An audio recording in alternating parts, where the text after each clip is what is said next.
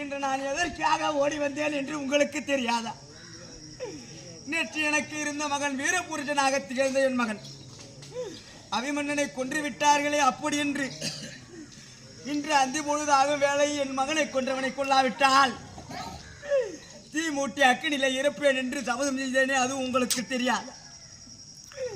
நான் ஏன் இங்கு ஓடி வந்தேன் தெரியுமா?